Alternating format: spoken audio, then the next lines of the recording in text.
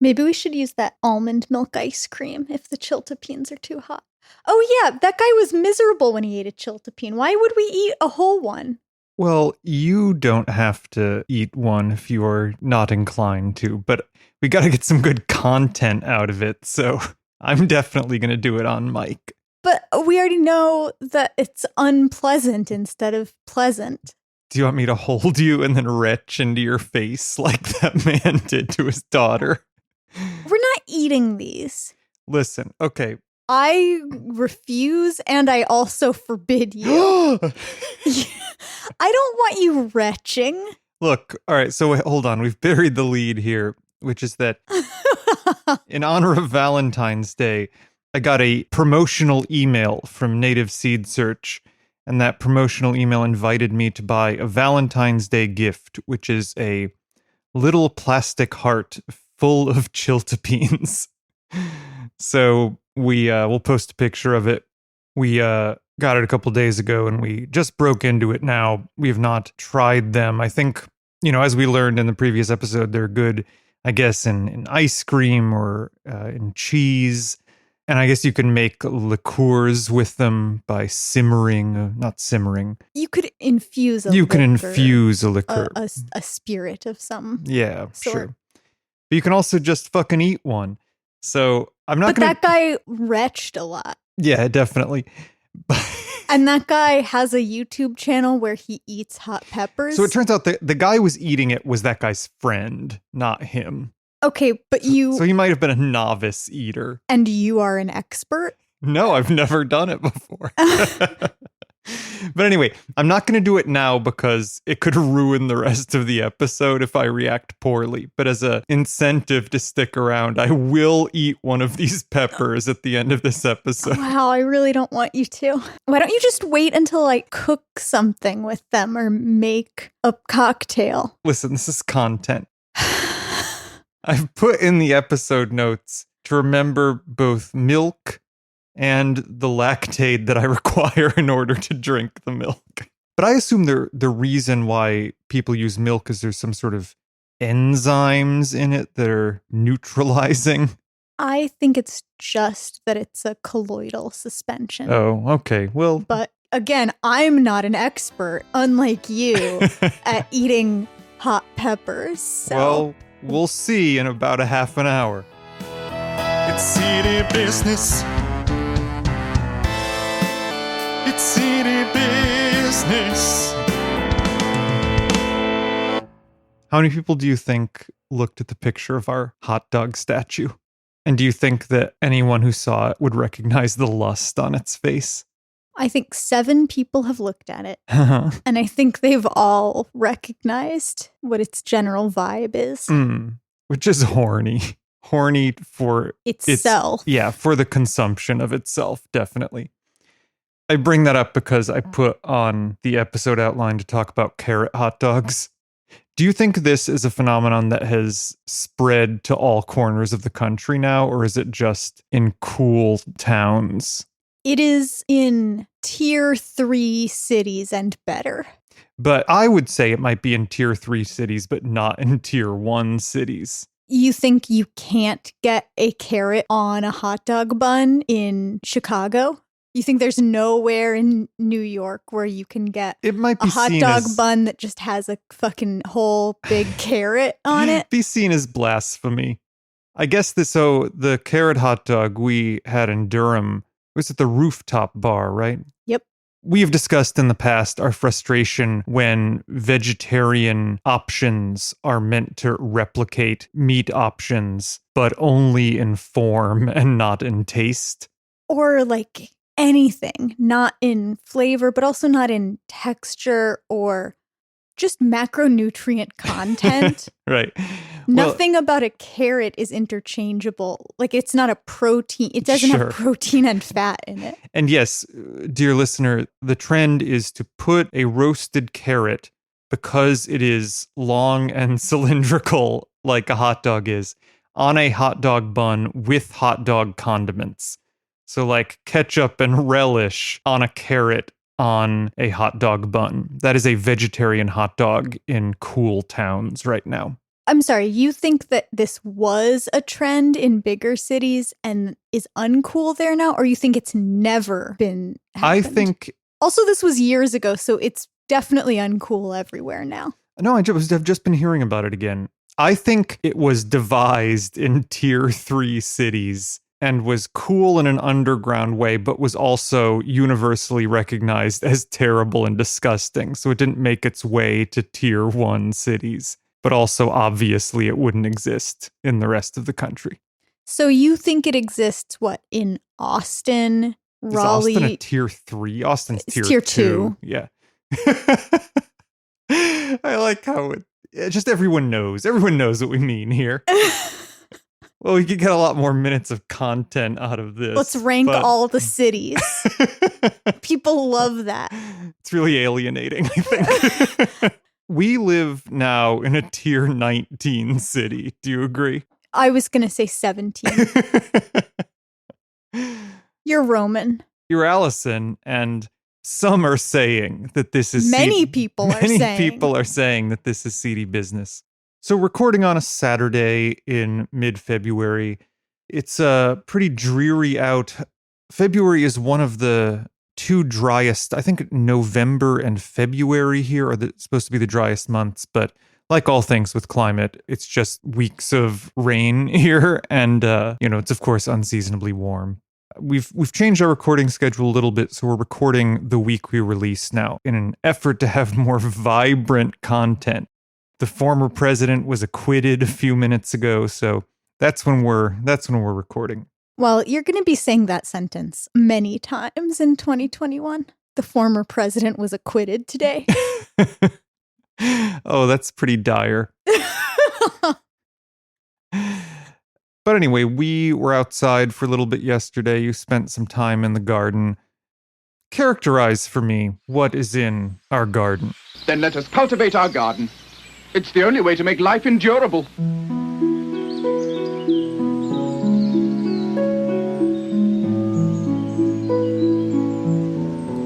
What's in the garden? A very small amount of dirt.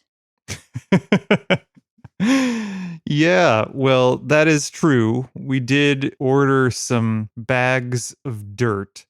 Is dirt a pejorative for soil? No, I don't think so. Do you order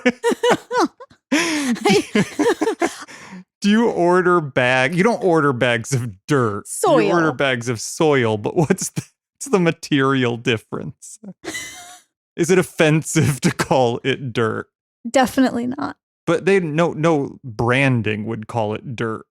It wouldn't say this is like Dave's dirt? Dave's dirt. Maybe.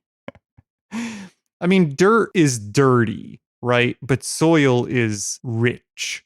This is important to get clear. But anyway, we got some bags of soil. You put one into the garden. 1 bag unit of soil went into the garden.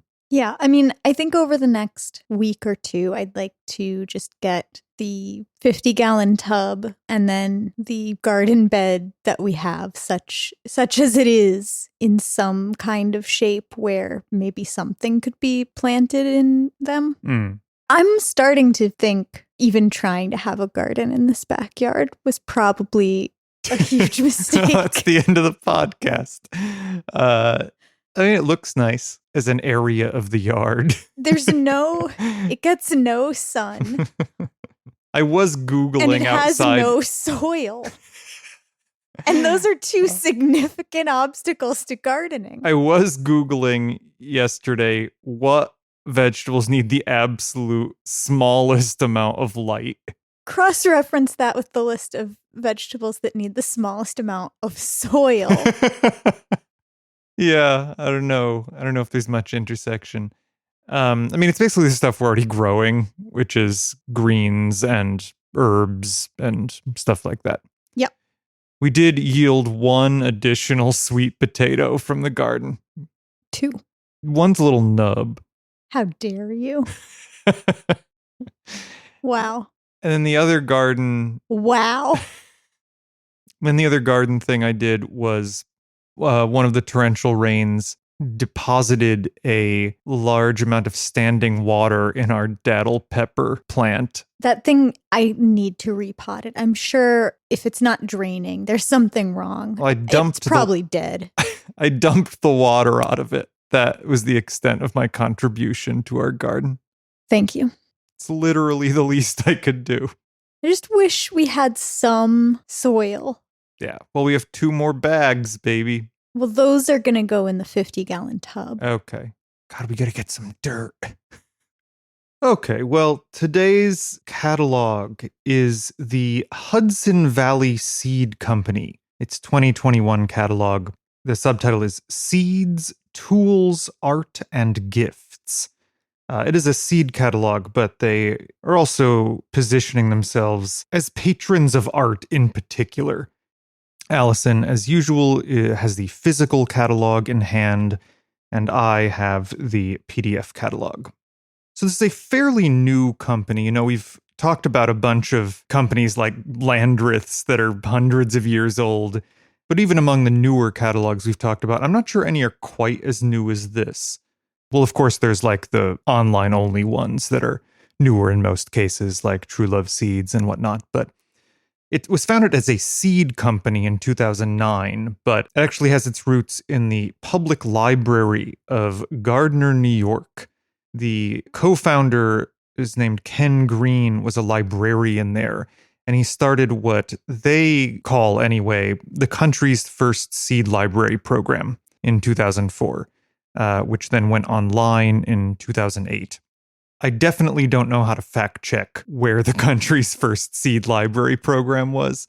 And if you were going to ask me when that would have been founded, I think I would have guessed way earlier than 2004. But possibly like in its modern incarnation, the way we think about a seed library as a thing now, there may be some validity to what they're saying. Like, certainly people have kept collections of seeds that the community could avail themselves of in the past. Sure. Yeah. But anyway, that's the claim they make, is that this is sort of born out of a seed library program founded by a librarian and then became the seed company, Hudson Valley Seed Company, in the year 2009. What do you think about the way it looks? I think it's perfectly nice. I think it's a really cute little catalog.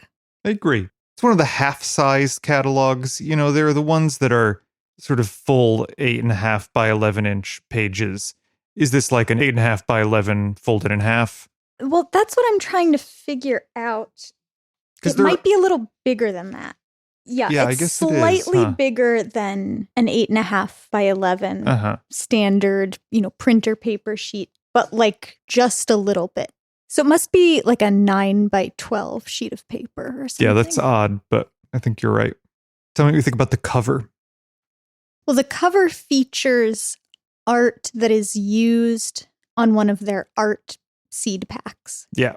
So that's the other big thing about this catalog, is that from the very beginning, I guess, they initially, asked friends who were artists to design the seed packages for them, with not just realism in mind, but artistic sensibility. And now every year they sort of release a new crop of commissioned artistic seed packages. So this is one for, presumably lettuce or kale or something? Yeah, it's a tatsoi. So it's in that brassica family. And yeah, it's pretty. I don't know if these are oil pastels, maybe. The seed packet shows a close-up on, so there's like the harvested, a single large harvested head that someone's holding in their arms, and then they're sort of radiating multicolored light coming out from the center of the plant. What I think is cool about that, what you characterize as the radiating multicolored light, is it looks to me to be extensions of the veins on the leaves of the plant. Yes, exactly. But it extends past the plant and out into the universe around it. It radiates its energy. Yeah, it's a very cool idea. And then the seed packet is just an an extreme close-up on the plant being held in the arms. So you actually don't get that vibe when you flip over to see what the art looks like on the seed packet, but they've shown the full piece on the cover of the catalog. Uh-huh. Yeah, so they have some pages in. I think it's like page 8 or so. They have a collection of their 2021 art packs. And some of the varieties that have gotten the art treatment this year include let's describe some of these. I really like the Dandy Colorette Dahlia, which is I guess, painting of a man who is a dandy pedaling a bicycle. And the basket on the front of the bicycle is full of these dahlias. Yeah, that's great. I'll put a link up, as I have been lately, to the PDF of the catalog. Actually, one of our favorites, the Paul Robeson tomato, got the art pack treatment this year, which is cool. I thought whenever a catalog carries the Paul Robeson tomato, I think we should make sure we read that description. For anyone who wants the backstory on our experience with the greatest seed description we've ever read, you can listen back to episode 14. That's where we talk about it at length, but it's a Paul Robeson tomato description. Tell me about another one of these that you like. Well, the first one on the page is a skull cap called Mad Dog Skull Cap. Yeah. And the picture, it looks like a fox. And I don't know exactly how to describe what... I mean, there are stylized stars in the background, and then there's a fox that's sort of all jumbled up in a bunch of skull cap. Yeah, it's a little psychedelic. There's zinnia pack that on the facing page, there's a photograph of the art in process, and it looks like it's some kind of fiber art. Oh, yeah, I wasn't looking at it. It looked like beadwork to me until I looked closely at it. Yeah, you're right. It is a carpet square that she's making or something. Punch needle, I guess, is the medium, it says in the description. Okay, I don't even know what that is. This is the artist Adeline Wang, who's doing punch needle art. Yeah, I've never heard of that. But yeah, so not only does this art exist on their seed packets, you can also order prints of them. This is a nice feature of this catalog that is unusual, but it is important to them to commission interesting art and patronize artists and, incorporate that art into their seed catalog and seed packets. Well, it's a great opportunity if you have a particular favorite variety of something. If you would like to have an ode to it in your home. Yeah, that's it's true. Available to you. They've got artists who have made these different seed packets, and occasionally on some of the pages there'll be a watercolor of a leaf or something. But they've illustrated the actual plants with photographs. Yes. To show you what you can expect, which I like. And if you'll just turn to page 39 and look at these squashes, the photography is excellent. Look at the lighting on the Long Island cheese or the Canada crookneck. I think the composition and lighting of these photographs is really great. Yeah. And there's a real variety here. They're showing off the variety of the shapes of the squashes, but also they've photographed each one differently. Yeah. It's someone really cares about the aesthetics. Yeah, the Canada crookneck is a very striking picture, isn't it? Yeah, I mean, it's a pile of them, and they're almost fading off into the background. It's hard to describe, but it's a really beautiful image. It is. I do think some of the cropping of the photographs is bad. It's odd because I think some of the cropping's bad, even when the lighting and framing of the photograph itself is really good. Yeah, I suspect that whoever's taking these photographs are not the same people laying it out in the catalog. Yeah. Yeah, there's some whimsy too. If you go back a couple pages on 37, there's some weird cartoon frogs. Page 21, I encourage you to scroll to. There is a cucumber, an anthropomorphized cucumber. Actually, I think is it the Grinch as a cucumber? No, but I see why you would say that. It has a little Seussian curly Q of a stem on its head, and it's grimacing a Grinch-like grin, but with huge teeth. Yeah, what's the deal with that thing? I don't know. It's jazzed, though. Yeah, definitely for something it's jazzed. It's, you know what it's reminding me of? Did you see when you were a child, there was a Thanksgiving cartoon holiday special where all the food came to life? No. It was pretty scary. Yeah. I mean, this is not a friendly cucumber. It looks, it looks like it's maybe leading a rebellion. yeah. Yeah, I could see that. It also has eyebrows in a way that strike me as very disgusting for a vegetable to have. Yeah. They're very bushy. And they don't correspond to a part of a cucumber. They're just bushy eyebrows. All right, you want to go to the sunchokes now? So we recently had sunchokes. That's right. What was the specific context? They were roasted with some other vegetable. Yeah, they're also known as Jerusalem artichokes, but they do not. We actually discussed this in like one of our earliest episodes, I think. They don't taste like artichokes. They're like root vegetables. Yeah, they're like a little bit crisp, but They're starchy. Yeah, they're crisper potato, basically.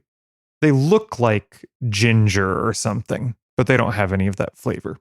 Do you want to read the general sunchoke description? Sure.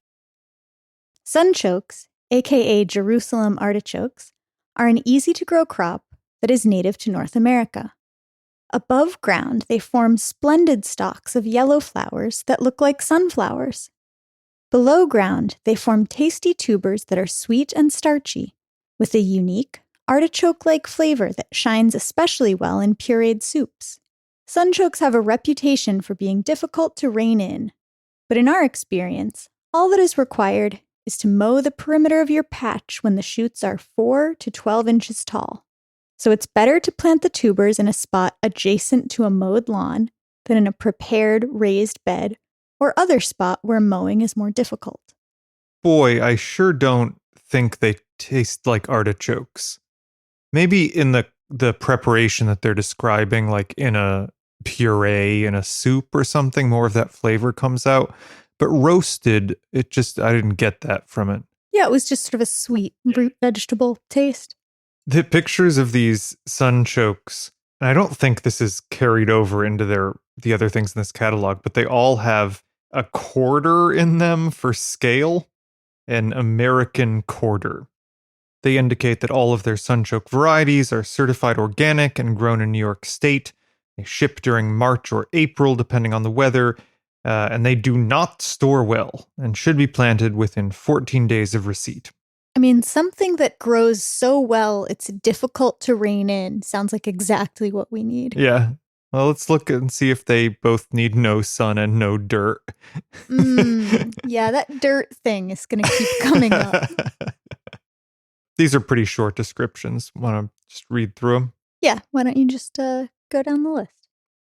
They have the white fuseau, a richly flavored, rounded blonde tuber. Lower yielding, 8 to 10 feet tall, thin stalks in dense stands. Red fuseau.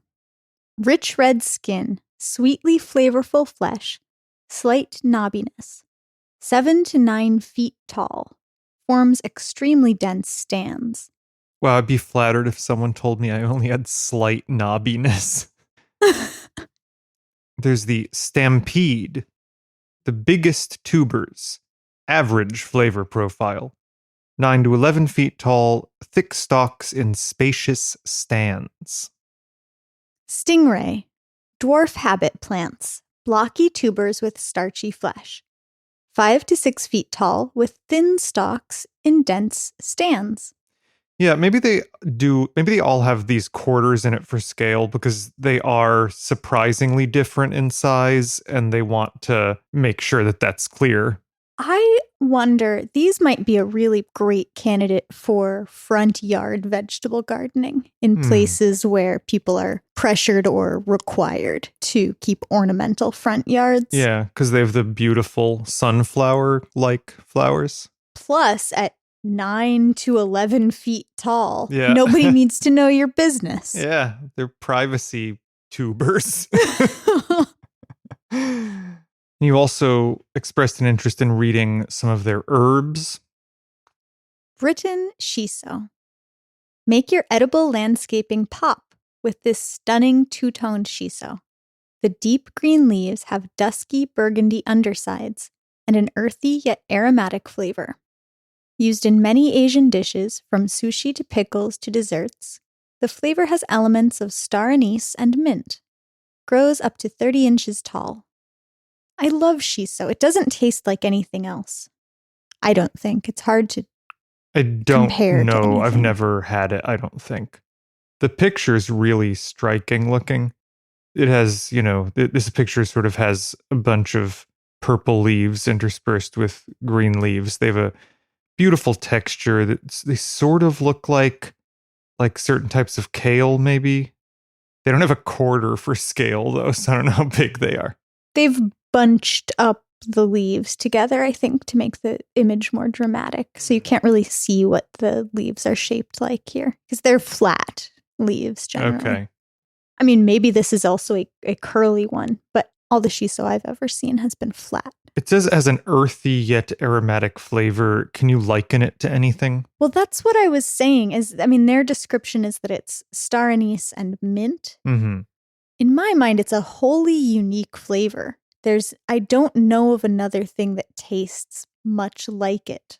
I mean, all herbs on some level have some, you can say. They're sort of like this other herb. Yeah. Yeah. And so you can do that. But how would you describe nutmeg? Does nutmeg really taste like cinnamon, or are you just used to thinking, having them together or something like that? Yeah, that's a good point. Speaking of cinnamon, they have a cinnamon basil. The description begins, actually tastes and smells like cinnamon. Which I think implies that a lot of the other comparisons that are drawn with are often strained, but actually tastes and smells like cinnamon. Both the spice and this basil contain the chemical cinnamate, giving them their flavor. Its beautiful stems are a dark purplish red, topped with deep green leaves that emit a warm, spicy scent. So I'm sorry, shiso is a basil? It's in the basil section. I mean, is it? The thing is, basil can actually have pretty diverse appearance and flavor, but I actually didn't know that it was a kind of basil, if that's true. You would think when it described its flavor, instead of saying elements of star, anise, and mint, it would say, tastes like basil. I mean, it is in the mint family, like Okay. basil is. I see. But they might just as well have put it, if they have mints, they might just as well have put it with the mints. Mm. I mean, a lot of herbs are in that family. Sure. Dark opal basil. A bold basil that is richly purple in hue. Terrific in an edible landscaping scheme, where its deep color adds a dark edge to any bed, or frames beautifully plants with brighter foliage.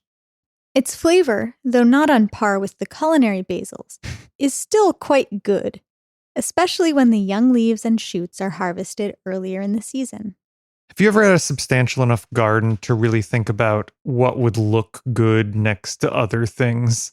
Your first place in Durham, when I met you, your backyard garden was quite large for the size of the backyard.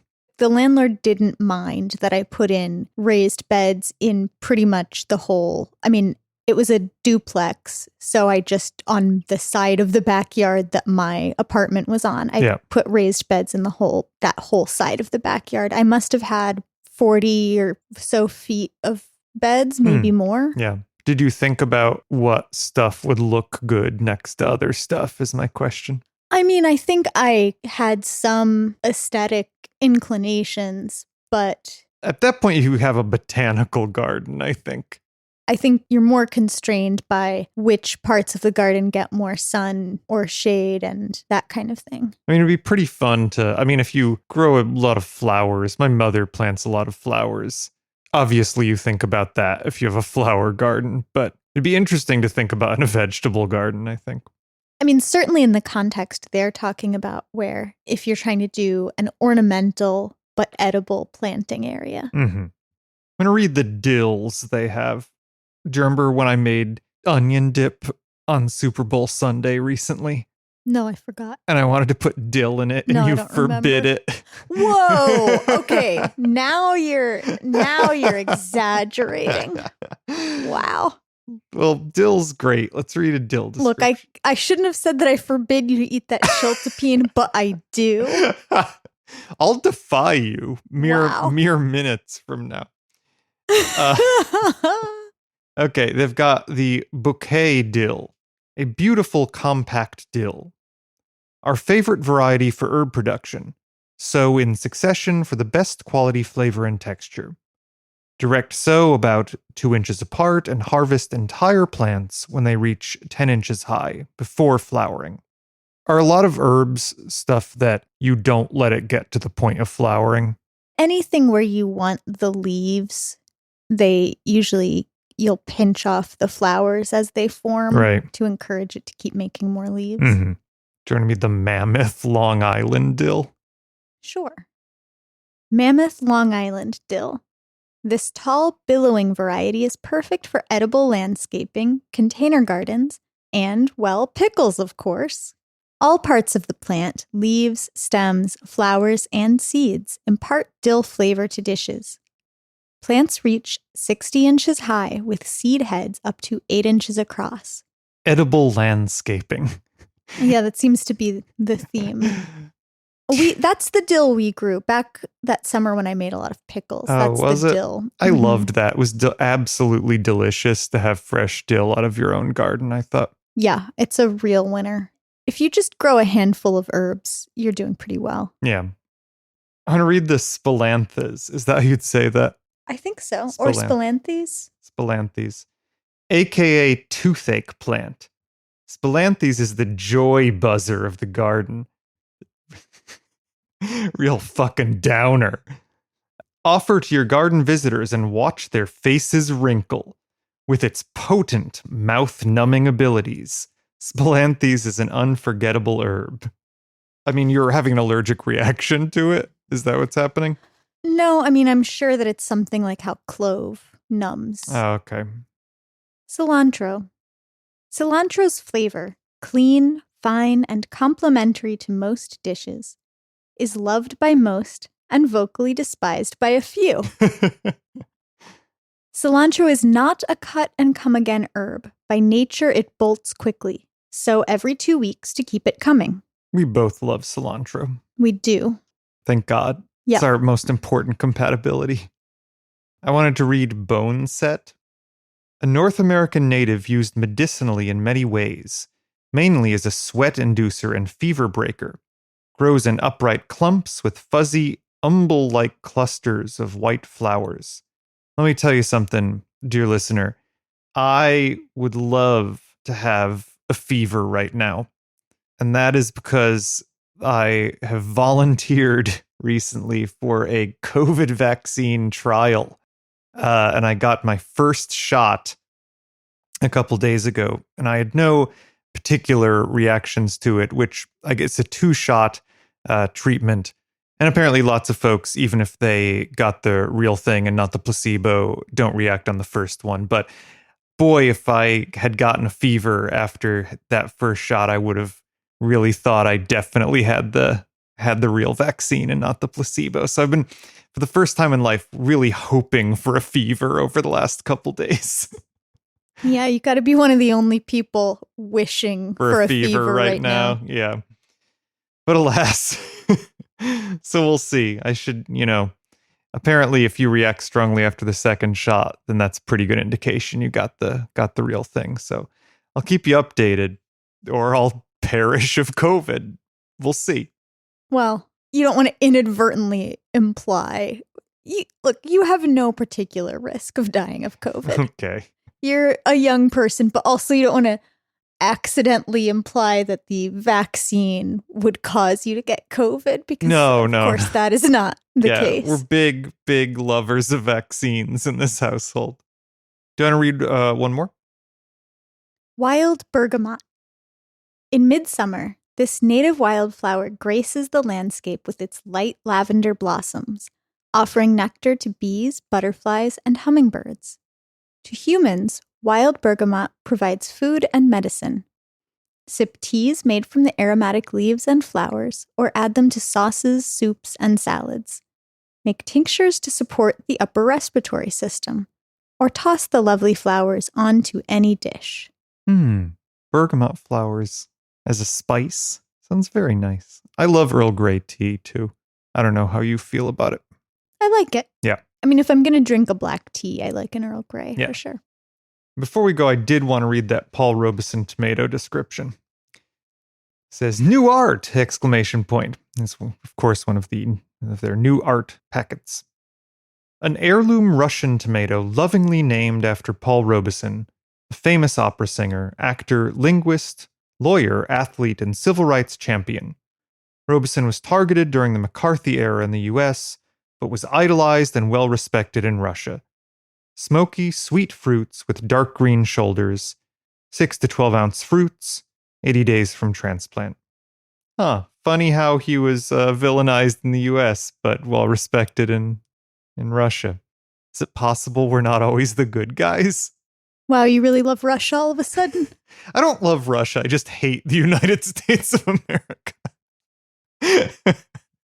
Is it possible that there can be all bad guys? Yeah, definitely. I mean, would you consider that they're all bad guys? Pretty much all governments are bad guys. And I say that as a person who loves the idea of government. Yeah, I mean, a functioning government would be a real fucking treat. Terrific, yeah. They mostly do a real bad job, though. Hey, Allison, do you know what time it is? Tool time?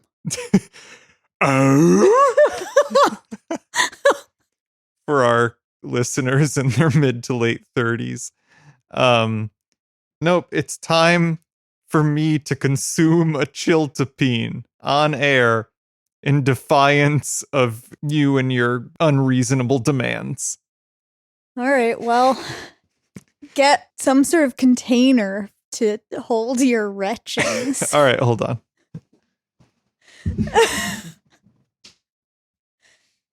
I just don't want you to be trapped on the sofa behind a bunch of electronics and then start having to retch terribly.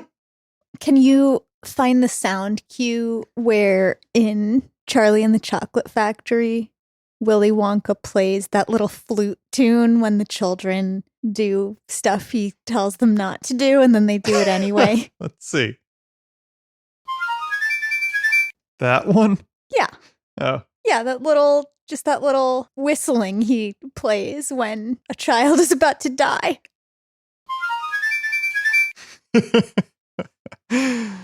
All right, well, I've got my cup of milk. I'm gonna, for my first trick, consume this lactate pill so I can have the milk. All right, here we go, baby. You're going to regret this. So I'll say the smell of them is very nice. They smell like really fruity and good, I think. Okay, here we go.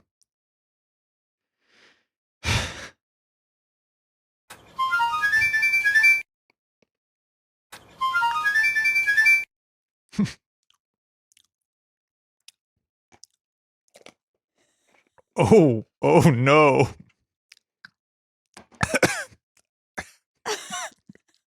Well, no one wants to listen to this. You're right. You're right. Gotta drink this milk. Oh no. Oh man. Oh no. Oh, it's still happening? Oh, I thought it was gonna be short. Oh, I think it's gonna be a while. Oh, it's in my throat. Oh. Ugh. Ugh. All right, there's no way around this. We gotta go to the end. If you're so inclined, you can elect to follow us on Twitter at.